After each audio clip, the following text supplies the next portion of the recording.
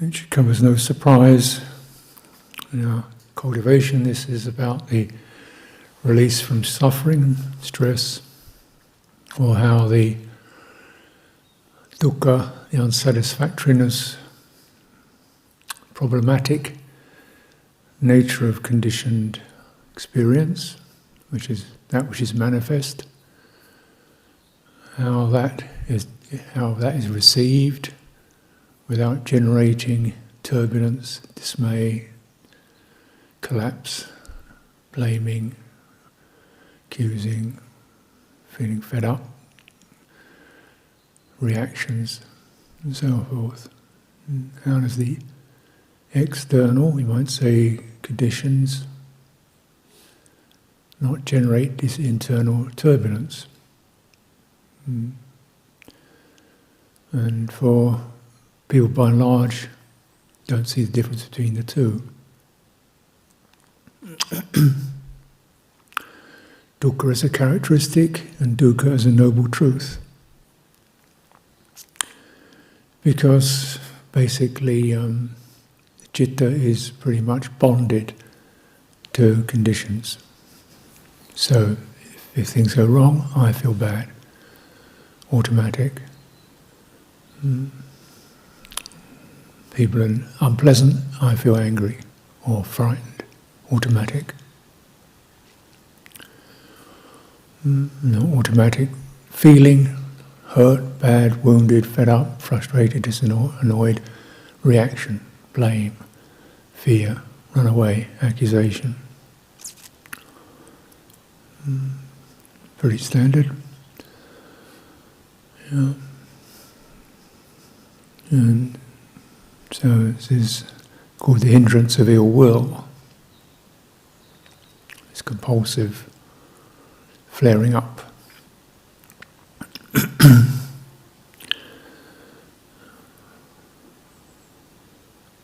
And it's, I think, we don't often really realise just how total the unsatisfactoriness of the conditioned realm is. It sounds like a kind of totally depressing notion. Body, health, energies, circumstances, things being late, things failing, things breaking down, machines, systems, governments, people, weather, monasteries, people's habits, and one's own seemingly internal landscape with its blotches and lurches and habits and reflexes. And even the agreeable stuff doesn't seem to last as long as one would wish it to. So it gets a kind of hunger for more because it didn't quite, though it was pretty good,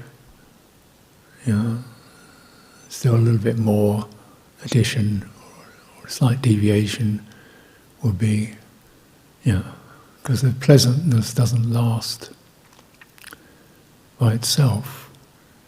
So things are pretty nice, and then a bit fed up with this, something more stimulating, exciting, something I get my teeth into, restless. Hindrance, craving, restlessness, desire. Energies go dull, flat, feel sense of dullness. Mind won't make any effort. Won't rise up, its energies collapse. Losing trust and confidence in being present, in presence, in practice, looking for something else. Is this right? How should I do it? How should I do it? How should I do it? So that it will be more in line with my opinions, my views, or feels agreeable, comfortable for me. Doubt. So often this meeting place, you get these, classically speaking, these hindrance forms. Ill will, craving, dullness, restlessness, and doubt. And they don't, they come up in sometimes in cocktails mixed up together, bit of this, bit of that, mingling together. It doesn't come in nice little tidy boxes with labels on them.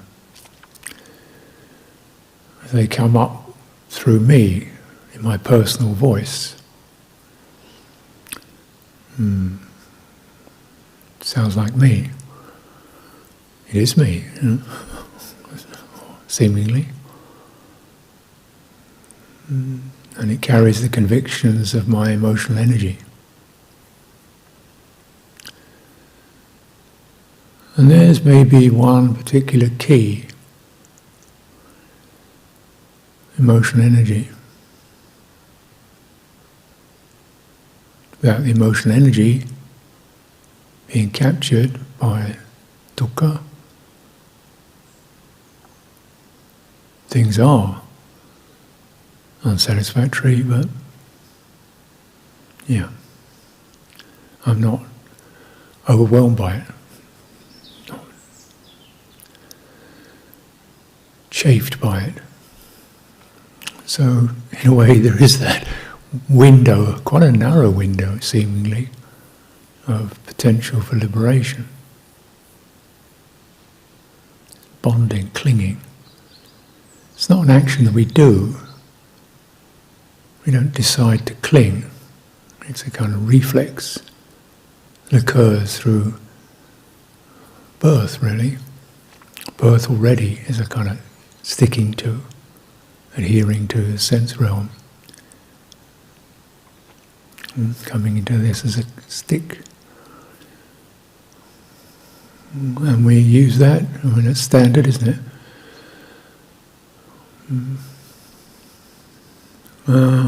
And it takes something happens, penny drops, when maybe at some time somebody reminds you, or you figure out for yourself, or this is not going to be satisfying. And first of all, it's because of him or her. And no, that's funny, it's not just that. It's because of that and this. It's not just that. It's because of me. No, it's not just that. Everybody gets that. Something wrong with me? No, well, yeah, but everybody gets that. Oh, so it's bound up with this cling to unsatisfactory conditions. So although, the totality of unsatisfactory conditions is a pretty grim prospect, the Buddha is saying, if you just deal with this one thing, clinging to it, there could be freedom, liberation, peace. That's the window, you could get some leverage on. What's it worth? How do you do it? Well, we might say, wisdom is necessary. And clearly, just even hearing this described, you may understand it, you may agree with it, you think it's interesting, but that isn't enough. So you may have a degree of wisdom in abstract as an idea, but it's not enough. So what is needed? Another quality we call meditation, samadhi, a certain strengthening of the citta, certain energy to be able to feel a sense of stability and independence from this clinging, vibrant, emotionally volatile contact. When stuff happens I don't want, I know I don't want it. It's not what I want. In fact, I think it's wrong. And I can tell you why. And maybe I'm right, in one way. Say that. Okay, maybe you are. And then just,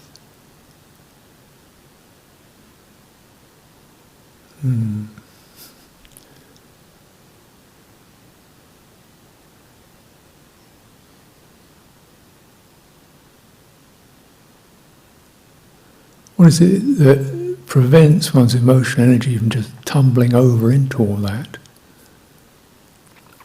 You know what happens when it does. Thousands of times it does that, doesn't it? Tumbles over into that logic, that idea, that perspective. Energy tumbles into it, it energizes, it flares, it surges, it pushes. Yeah. And then you've got a couple of options. One is you just kind of stuff it down. Yeah, not very nice. End up frustrated. Or his energies are just, they're not released, they're locked. And it can cause kinds of shutting off, numbing experiences, even traumatic experiences. Acting upon it, not that good either. Somebody else gets a hit. Maybe you missed the point, you look like an idiot, you didn't get it all right, didn't notice the details, or it's just, or something that you've just followed that and you get karma. People get upset and so forth, and dissent, pain, conflict occurs. And these are the kind of strategies, well, not strategies, these are really what people do, don't they? Stuff down that reaction or follow it, or sort of, however carefully one follows it, a little bit with sense desire, kind of manipulate into getting what you want. Nobody else is looking.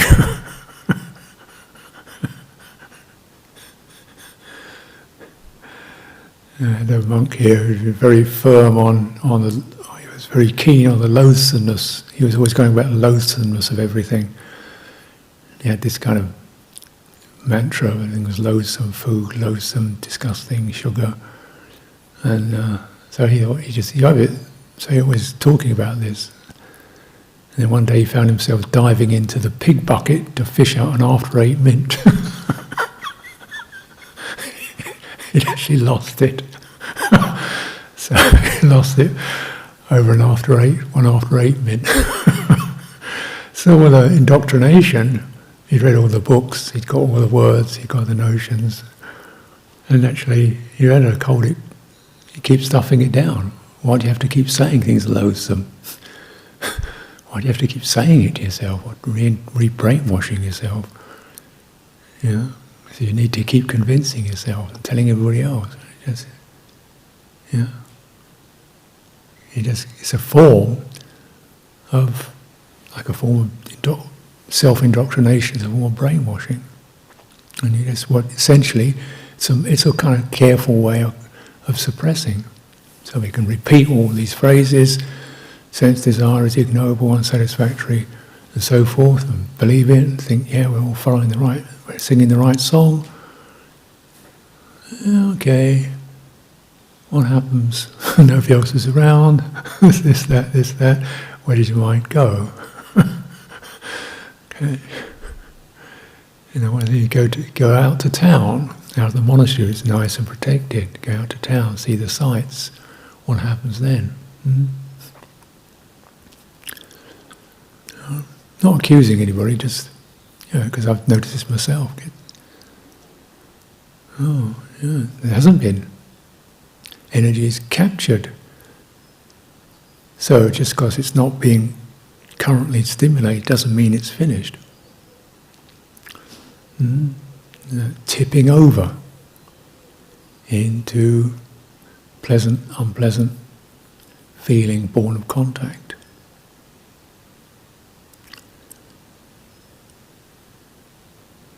And one thing is to get one's energy pretty much independent. As, of course, it's not independent, finally. But it's a good strategy as a step for really discerning what it is that gets agitated, stirred up. Surely, we will all get sick, pass away and so forth, energy decreases, fades out. But while you have it, you have to apply it. So you've got it. You don't want it rushing out, tumbling into this and that and the other, and degrading you, stirring you up. So while you've got it, you apply. This is called right effort. It's not necessarily a strain, it's a careful where you put your energy. Sometimes it's very quiet energy, just moving around gently, quietly, that's right effort. It's a restraining, calming, soothing effort. Effort to sustain and soothe, steady, when it could be compulsive. Run around in circles, get in a flap. That's right effort, to restrain and cool. Right effort to arouse when I'm feeling tired and sluggish. Putting it into the body. Standing, walking, sitting. Sitting, you put it into your lower back, strengthen up right at that very foundational place in the body where the carriage which is held. So you're held up from the base of the body, from the sacral lumbral region. Put some strength in there. It holds the body up, chest can open, and you just, deepen. If you lose your breathing, energy's going to go. You don't necessarily be monitoring the sensations, but just making sure you get a good, healthy, open, unobstructed tract of energy, because that's where your body energy comes from. Right? So it's just that. But it's also about sensitivity, recognizing that right effort, particularly when you're feeling dull and sleepy, is just to have that fundamental strength, but also be a little more savvy. Notice if your eyes are open. And going to your skin, very sensitive skin, fingertips. So maybe your fingertips touching each other. Focus on the sensation, the touch of the fingertips. If you put them together, you notice when they slip and slide. No, just keep focusing, placing your fingertips together, because they've got a very strong signal there, which is not about pressure. So you're getting some sensitive places and some strengthening places, and some modes of being which will allow your energy to be held carefully rather than collapsing. And over time, the dullness, sleepiness will fade. But there's also that quality of energy that's just sheer persistence. And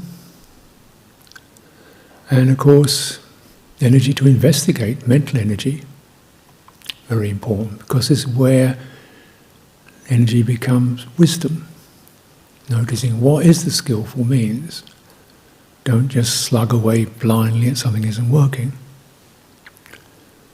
So start to explore skillful means. So also you're getting hold of your potential, your resource of energy, applying it mentally, applying it psychologically, applying it physically. All this is wise stewardship of a resource. Effort.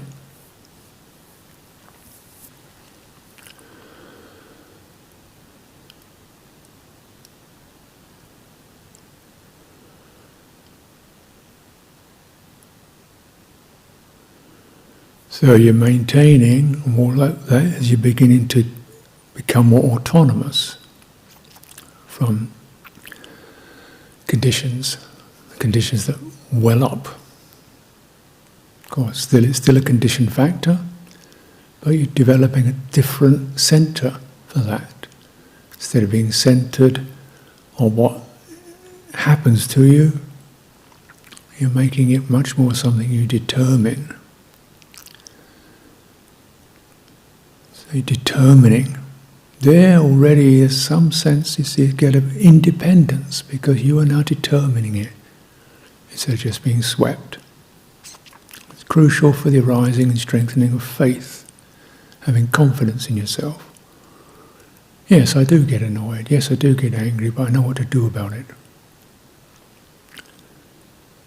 Yes, I do feel craving, lust, desire. I know what to do about it. And there's a certain strengthening of faith.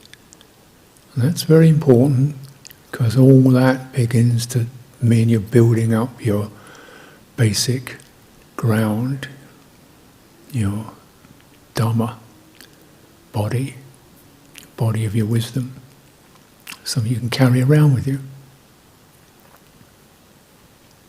You know, the skills, to carry it around where you go. You know where to give attention to and where not to give attention. You know where you get caught. When you get caught, you know how to disengage. You know how to stop getting caught. Well, this is all working wisdom. Field work.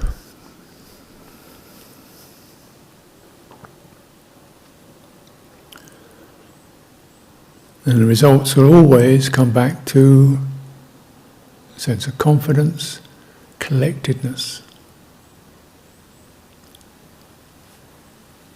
You're in your own field, you know what you're doing. The sea may be turbulent, but you're in your own boat, you know how to steer it. This already is a kind of liberation. We become at least psychologically liberated. We're no longer identifying with stuff that rolls in and out through into the citta.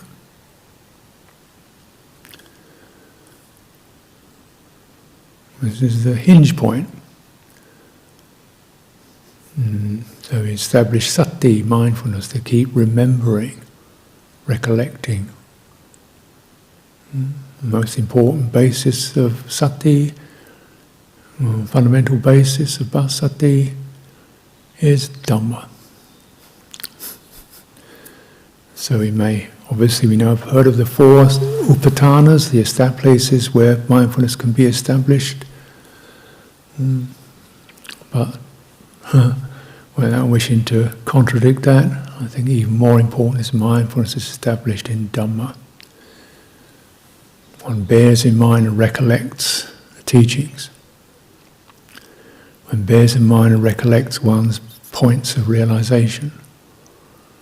One bears in mind and recollects places where we got caught, lost, and how convincing it was. You recollect and bear in mind examples of others, where they got stuck, where they got liberated, the fact they got liberated. Well, this is the most basic, otherwise there's no point in practicing at all. We don't bear the Dhamma in mind. Everybody has hindrances, everybody gets caught in it. It's very convincing. The point is to be straight and clear about it, and develop your autonomous in yourself, pacchataṃ practices. When you say in yourself, what does that mean? Well, in this experience you have of being an individual, which is framed by an embodiment. That's what gives you a sense of being separate, you're embodied, and framed by a particular mindsets. Particular mindsets of realization and confusion. Pacchataṃ. So sometimes you say, well, how can you know it in yourself? There's no self. Well, it's just language. know it in your center, which is not the personal images that flush through. There's another center, being, knowledge, awakening, steadying, where you're touched. And it's to liberate that center from historical self and all the strategies that get developed around avoiding, holding, becoming, changing, getting what I want, so forth. So liberate that citta from that is one of the aims of practice, but you have to know it here. Right? So what does that here-ness mean? It's a certain energy. It's not shaking. It's coherent.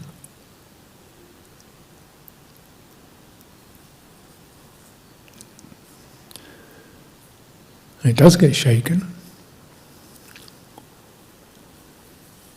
And so it's cultivating so that that energy, emotional energy, mental energy, psychological energy is not flailing around, not just captured by everything, but held in terms of Dhamma. Mindfulness of Dhamma establishes that around this experience. And you can then contemplate, witness how this apparent I am is moved. The centre which appears, we call it I am, now it's moved.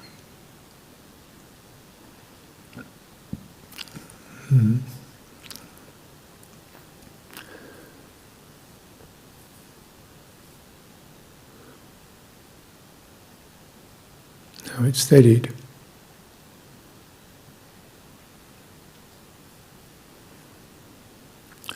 And when it is steadied, it becomes obvious the factors that cause it to move now stand separate from that. The irritation stands separate. The desirable stands separate. You see the pleasurable, desirable, and it stands separately from citta. It's the sankharas, the activations, the triggers, the habits stand separate because there's something that's not moving. That's how you know it's separate, because you've got the moving, running, rushing, surging, swinging, collapsing stuff, and you've got something that's not moving. That's how you can know it. If that doesn't occur, you can't know it. You can theoretically know it, but you don't directly know it, because you don't see the difference. It's just all movements. How do you can talk about unconditioned or get the idea of it, but you have no realization there's a separation from it. This is what steadying is about, and what recollecting Dhamma is about, and what staying within frame of reference is about. Mindfulness, body, feeling, citta, Dhammas.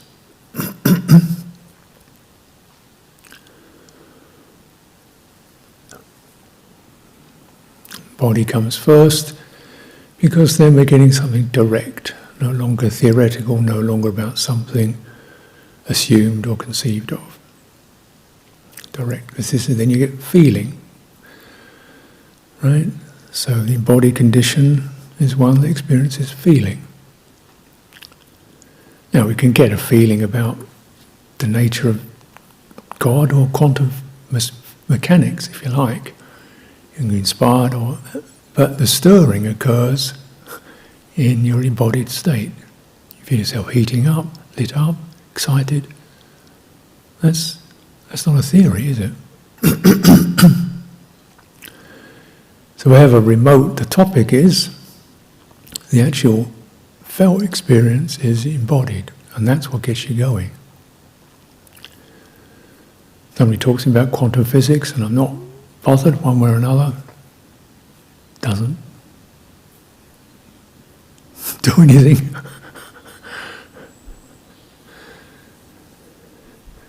Somebody talks about some aspect of Vinaya I can get a bit heated up or excited about or have an opinion about. It touched, didn't it? Then it was directly felt. That's the way it's supposed to be felt. But then the clinging to that, the adherence to that. It's not about not feeling anything, being numbed out.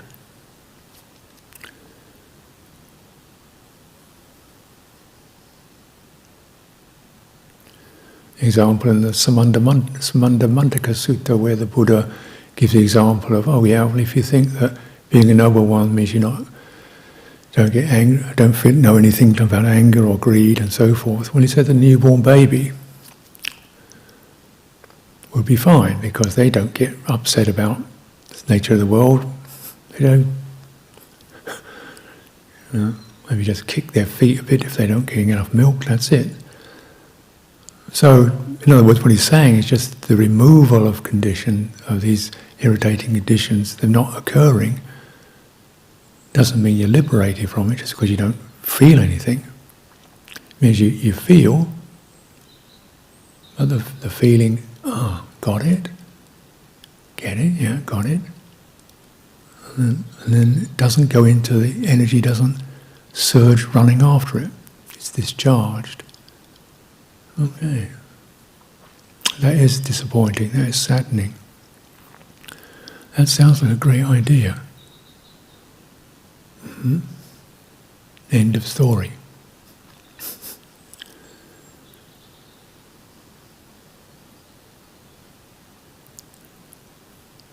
Then there's an independence from this input, which is relentless. The external is also what we call internal, although it's not exactly internal. What's inside? It's our memories, our hopes, our ideals.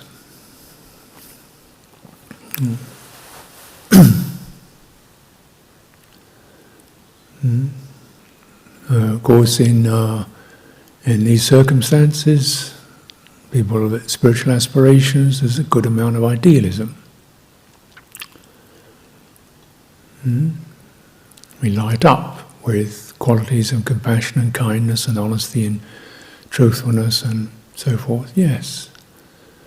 Then you look at the world and you see pretty much evidence of the opposite. How does that make you feel? Cynical, bitter, disappointed, angry, upset. Because the government does this and they don't do that, and they do this, and he's elected to do that, and he lies and cheats. How does that feel?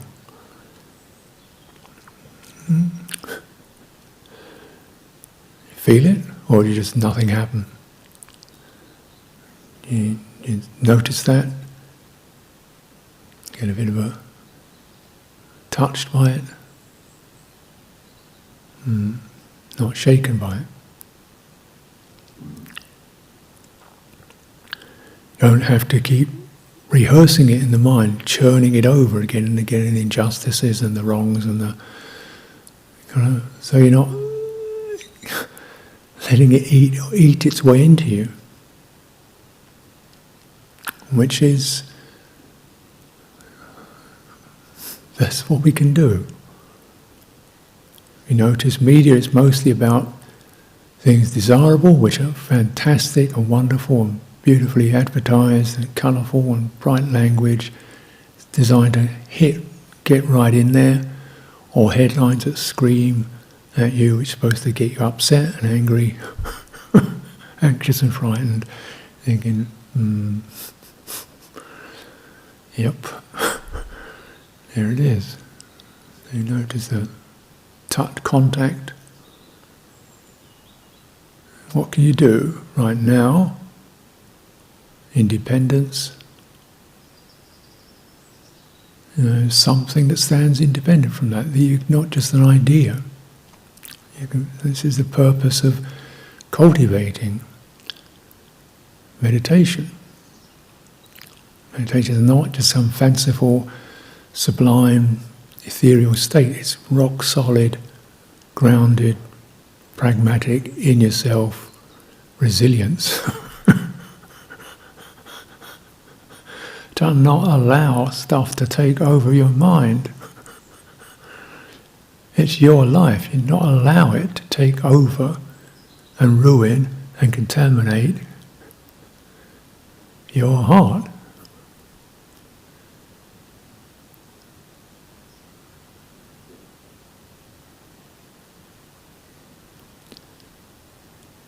It's something you can refer to. So we build up meditation, it's strengthening, stabilizing, solidifying. Then you can see, that's that, that's that. Don't buy into that. And then through that the energy doesn't run out, citta doesn't run out, phenomena dissolve.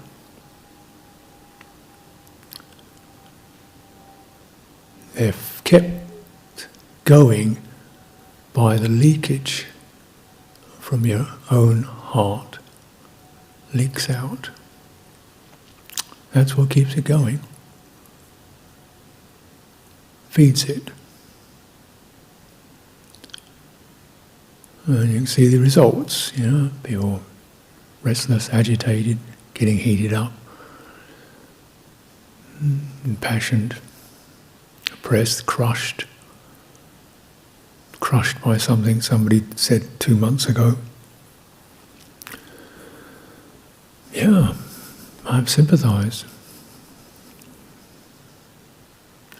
But that isn't going to help that much to deal with the feeling and the contact impression and the triggering till you've got to get to where that occurs. So, we're often just finding simple means to keep putting our energy into, walking, standing, sitting, breathing, chanting, however you meditate, something you return to that gets that stabilizing effect.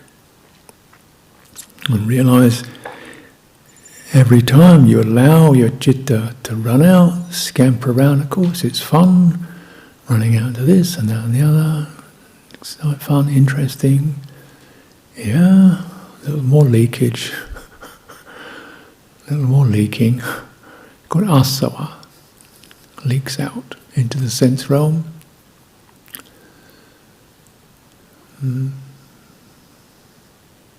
The world of time, what will be, could be, should be, waiting for something else, leaking out into that.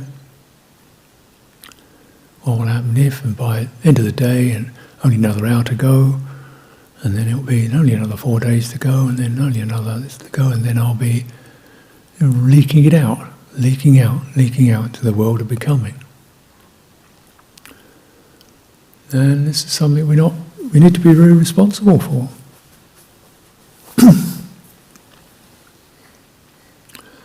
A lot of it's seemingly innocuous, of course, otherwise it wouldn't work. Because it seems innocuous that one goes into it. So the Buddha is saying, be aware of the danger, hazard. You keep leaking, even if it's just a small hole in a bucket. If it stays there, that bucket's going to empty. Doesn't seem like much, but it's going to empty. So you check leakages, running out. Speculation, independently, not because you're in some kind of forced system. Look after yourself. And it's not to just be kind of a numb heap, because this also requires, when you're gathering your energy together, it requires you to ask you, necessitates you using intelligence, not just conceptual but fieldwork intelligence. Investigate. Another very important enlightenment factor, Dhamma Vicaya. Investigate, explore. How is this? How does that affect me? Does it lead to stability, ease, independence, or is it just another form of bondage to the future?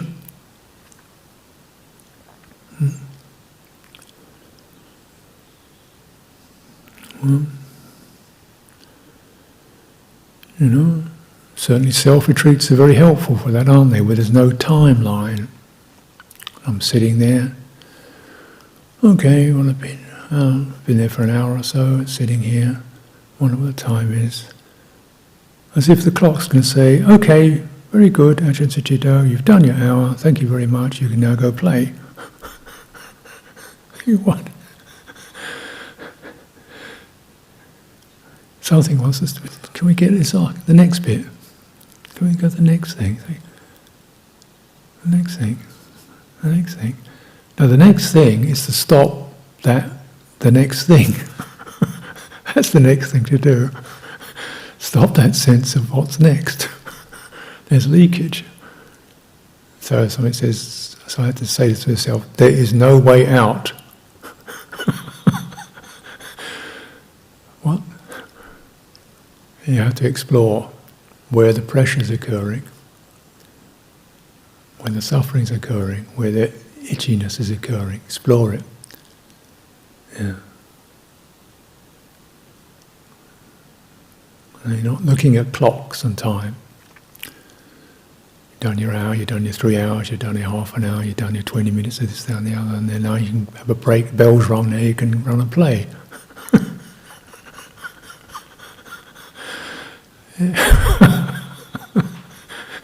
It's pretty basic psychology, isn't it?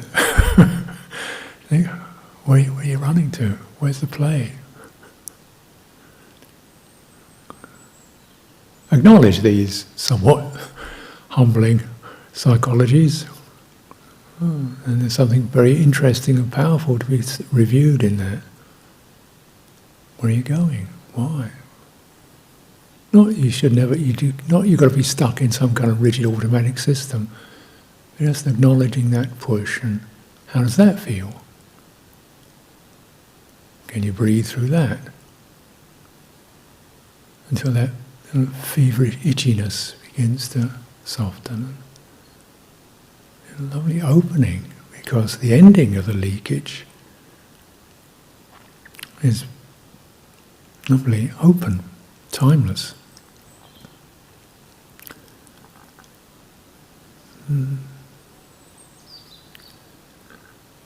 Then you take your cues from a different source, rather than what's next, but where's the wisdom now? Where's the discernment now? What's it telling you now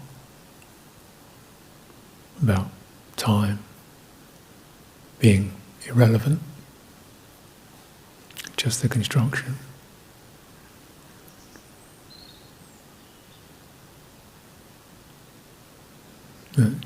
It causes restlessness and impatience and pressure.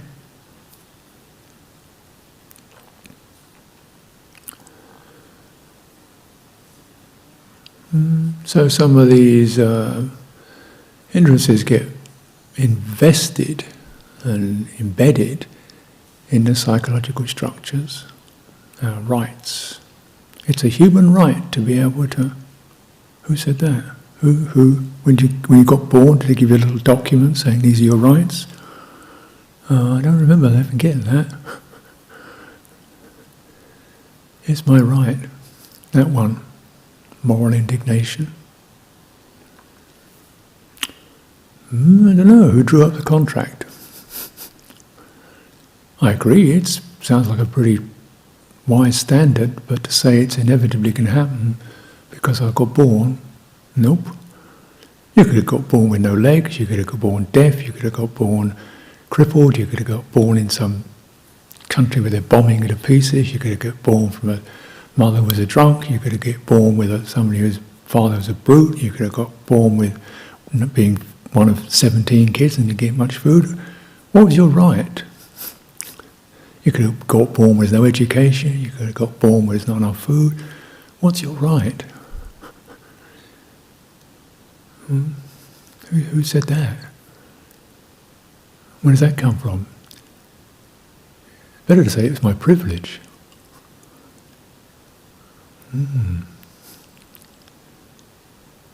Yeah. And I'm grateful. Don't take it lightly. Faculties work, don't take it lightly. Got food, don't take it lightly. Shelter. Don't disregard these things.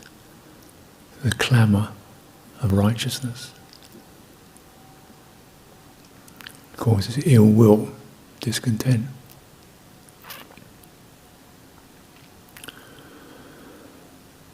So, contemplate, beneath the psychologies, what's the feel? And because there's where things leap up. There's where the reactions jump up, where the energy starts running. That's how you know it. That's how you know it. I've been a monk for 45 years, I don't see why I should have to. Oh, interesting. It's my right. Interesting one, okay.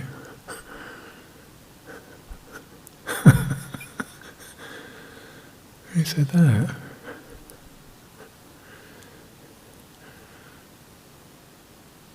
And then acknowledge and say, and you know it. And just, you know it, you don't follow it. It's pretty simple. If you know it and don't follow it, there's this lovely, right there's a little liberation moment occurs when that self, with all its structuring, is revealed and dissipates. So investigate, friends, investigate for your welfare. Where does stability occur? What supports it? Maybe it hasn't occurred, but what gives rise to it? What's calming? What's gentling? What's loving? What's noble? What, give up something, cherish something, sustain something. In your body, in your breathing, in your walking. Give up speculative doubt about which system or what they say. Pachatang. And review wisely. This is where the stuff hits.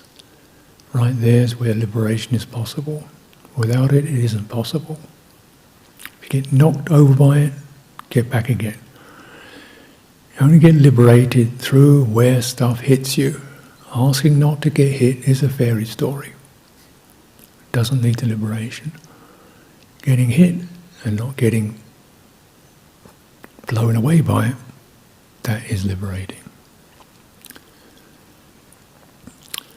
So let's take some time for direct practice today and encouragement.